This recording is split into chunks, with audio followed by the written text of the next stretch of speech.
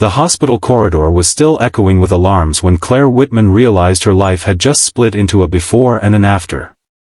One moment she was a trembling rookie nurse kneeling on the cold floor, pressing her hands against a dying man's chest, and the next, she was being escorted out by security, her badge stripped away, her career shattered. 10 minutes after saving the life of a Navy SEAL admiral, she was fired without explanation. And she had no idea that before the sun set, 10 black SUVs would arrive, turning her darkest hour into the beginning of something extraordinary. If you believe in kindness, second chances, and the quiet power of doing what is right even when it costs everything, take a moment to like, comment, share, and subscribe to this channel, because stories like this remind us why hope still matters. Claire had grown up in a small town in Montana, raised by a widowed father who taught her that service was the highest form of love. After his death, she poured herself into nursing school, working night shifts at diners and cleaning offices just to afford textbooks. By the time she earned her scrubs, she carried more than medical knowledge, she carried grief, resilience, and a fierce determination to save others the way no one had saved her father. Her first job at a prestigious hospital in Virginia felt like a miracle, but it also felt like walking into a storm. The staff was seasoned, strict, and unkind to mistakes, and rookies were expected to learn silently, without slowing anyone down. On her third week, chaos erupted. An older man had collapsed in the emergency wing, rushed in under heavy security, his identity concealed. His vitals were failing, and panic rippled through the room. Doctors shouted orders, nurses scrambled, and machines screamed warnings. Claire was assigned to fetch supplies, but as she returned, she saw the man's airway closing and his pulse fading. The attending physician hesitated, unsure of the next step, and in that suspended moment, Claire's training and instincts collided. She broke protocol, pushed forward, and performed a risky emergency procedure she had only practiced in simulations. Her hands shook, her heart pounded, but she moved with desperate precision, guided by memory and faith. Seconds stretched into eternity before the monitor steadied and the man drew a shallow, fragile breath. Relief washed over the room, but it lasted only seconds. A supervisor stormed in, furious that a rookie had acted without authorization.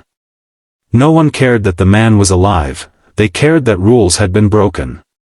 Claire was escorted to an office, her badge confiscated, her termination delivered coldly. She left the hospital in tears, convinced she had just destroyed the only future she'd ever wanted. She walked home through gray streets, her shoes soaked, her chest aching, replaying every second of the decision she had made. Saving a life had cost her everything. Her small apartment felt emptier than ever. She sat on the edge of her bed, staring at her hands, still smelling faintly of antiseptic, wondering how she would pay rent, how she would face her father's memory, how she would survive another loss. 10 minutes passed. Then 20. Then a low rumble vibrated through the window. She looked outside and froze.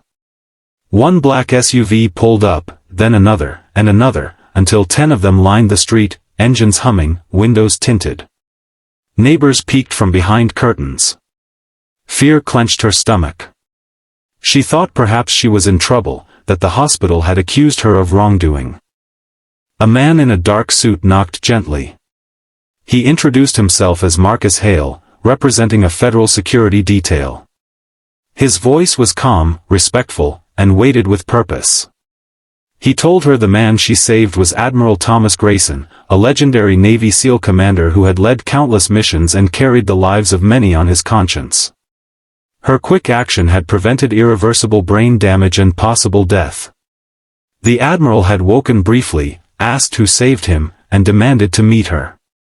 Claire could barely process the words. Moments later, she was escorted into one of the SUVs, her heart racing as the convoy moved through city traffic toward a private military medical facility. The room where she met Admiral Grayson was quiet and dim, filled with the steady rhythm of machines.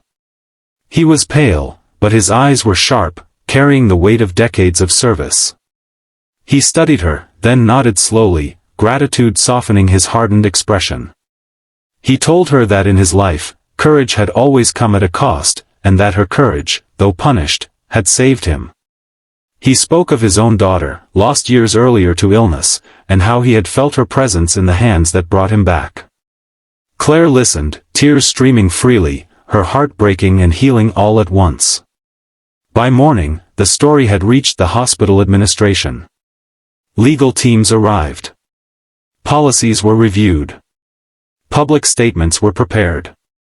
By afternoon, Claire received an official apology, a reinstatement offer, and a promotion.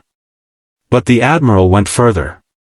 He offered her a fully funded scholarship for advanced medical training, access to elite trauma programs, and a position within a specialized military medical unit once she was ready. He wanted her skill, her heart, and her bravery where they could save the most lives. The days that followed were surreal. News outlets called. Strangers sent messages of encouragement. Her once quiet life filled with purpose and direction. Yet, amid the attention, Claire remained grounded. She remembered the fear she had felt when she thought she had lost everything, and she carried that humility into every patient interaction. She wrote a letter to her father's grave, telling him she had tried to live as he taught her, and that for the first time in years, she felt he would be proud. Months later, Claire stood in a new uniform, part of a team responding to crises others ran from. She worked long hours, faced heartbreak, and celebrated miracles. She learned that heroism often looked ordinary, hidden in exhausted eyes and trembling hands. And every time doubt crept in, she remembered the moment she chose compassion over caution, life over fear. Years later, she would return to that first hospital, not as a dismissed rookie, but as a respected trauma specialist, invited to train staff and inspire young nurses. She walked the same corridors, now filled with light instead of dread, and she saw herself in the nervous faces of those just beginning. She told them that rules mattered, but humanity mattered more, and that sometimes, the bravest choice was simply to act when it counted. If this story has touched your heart, reminded you of the power of kindness, or inspired you to stand up for what is right, take a moment now to like, comment, share, and subscribe. Your support helps bring more stories like this to life, and your engagement keeps hope moving forward. And before this story ends, leave a comment telling us who you believe deserves a second chance, because your words might inspire someone who desperately needs it.